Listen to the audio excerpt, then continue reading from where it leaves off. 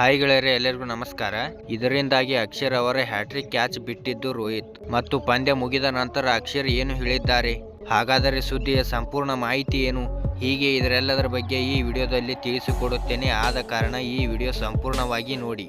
ಆದರೆ ಅದಕ್ಕೂ ಮುನ್ನ ನೀವು ಟೀಮ್ ಇಂಡಿಯಾ ಅಭಿಮಾನಿ ಆಗಿ ಈ ವಿಡಿಯೋ ನೋಡುತ್ತಿದ್ದರೆ ಈ ವಿಡಿಯೋಕ್ಕೊಂದು ಲೈಕ್ ಮಾಡಿ ಮತ್ತು ಇನ್ನೂ ತನಕ ನಮ್ಮ ಚಾನಲ್ಗೆ ಯಾರು ಸಬ್ಸ್ಕ್ರೈಬ್ ಮಾಡಿಕೊಂಡಿಲ್ಲ ಸಬ್ಸ್ಕ್ರೈಬ್ ಮಾಡಿಕೊಳ್ಳಿ. ಹೌದು, ಏಕದಿನ ಕ್ರಿಕೆಟ್ನಲ್ಲಿ ಹ್ಯಾಟ್ರಿಕ್ ಪಡೆಯುವ ಅಕ್ಷರ್ ಪಟೇಲ್ ಅವರ ಕನಸು ರೋಹಿತ್ ಶರ್ಮಾ ಅವರು ಕ್ಯಾಚ್ ಕೈ ಚೆಲ್ಲಿದ್ದರಿಂದ ತಪ್ಪಿ ಹೋಗಿದೆ.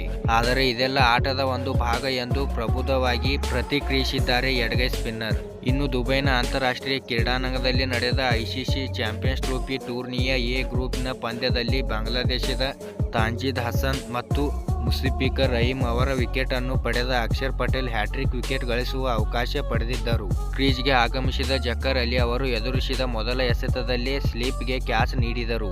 ಆದರೆ ಸುಲಭವಾಗಿ ಪಡೆಯಬಹುದಾದ ಕ್ಯಾಚ್ ಅನ್ನು ಅವರು ಕೈಚೆಲ್ಲಿದರು.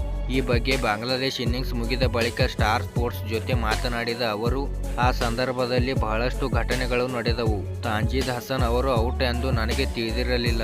ಆದರೆ ಕೆಎಲ್ ರಾಹುಲ್ ಅವರು ಅಪೀಲ್ ಮಾಡಿದ್ದರಿಂದ ಆ ವಿಕೆಟ್ ದೊರಕಿತ್ತು. ಆಮೇಲೆ ನಾನು ಎರಡನೇ ವಿಕೆಟ್ ಪಡೆದೆ. ಮೂರನೇ ಎಸೆತವು ಬ್ಯಾಟ್ ಅನ್ನು ಸವರಿಕೊಂಡು ಹೋದಾಗ ನಾನು ಹ್ಯಾಟ್ರಿಕ್ ಸಿಕ್ಕಿತು ಎಂದು ಭಾವಿಸಿ ಸಂಭ್ರಮಾಚರಣೆಗೆ ತೊಡಗಿದೆ. ಆಮೇಲೆ ನನಗೆ ಕ್ಯಾಚ್ ಡ್ರಾಪ್ ಆದದ್ದು ಗಮನಕ್ಕೆ ಬಂತು ಎಂದಿದ್ದಾರೆ. ನಾನದಕ್ಕೆ ಯಾವುದೇ ಪ್ರತಿಕ್ರಿಯೆ ತೋರಲಿಲ್ಲ. ಇದು ಆಟದ ಭಾಗವಷ್ಟೇ. ತಂಡಕ್ಕೆ ಅಗತ್ಯವಿದ್ದಾಗ ನನ್ನ ಕೊಡುಗೆಯನ್ನು ನೀಡುವುದಷ್ಟೇ ನನ್ನ ಕೆಲಸ. ತಂಡ ನನ್ನ ಮೇಲೆ ಭರವಸೆ ಇರಿಸುವುದಕ್ಕೆ ನಾನು ಬಹಳ ಸದೃಷ್ಟ ಎಂದು ನಗುತ್ತಾ ಹೇಳಿದ್ದಾರೆ.